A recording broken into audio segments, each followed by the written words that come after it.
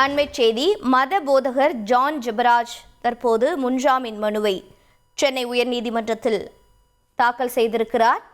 John Jebaraj வெளிநாடுகளுக்கு தப்பி செல்லக்கூடாது என்பதற்காக நேற்று லுக் அவுட் நோட்டீஸ் பிறப்பிக்கப்பட்ட நிலையில் முன்ஜாமீன் மனு தாக்கல் செய்திருக்கிறார். சிறுமிகளுக்கு பாலியல் தொல்லை கொடுத்ததாக ஜான் ஜெபராஜ் மீது கோவை காந்திபுரம் அனைத்து மகளிர் காவல் நிலையத்தில் வழக்கானது பதிவு செய்யப்பட்டிருக்கிறது. போக்சோ வழக்கில் தலைமறைவாக உள்ள மத போதகர் ஜான் ஜெபராஜ் தற்போது முன்ஜாமீன் மனுவை தாக்கல் செய்திருக்கிறார். அண்மை செய்தியாக பார்த்து வருகிறோம். செய்திகளை உடனுக்குடன் தெரிந்து கொள்ள உடனே சப்ஸ்கிரைப் பண்ணுங்க.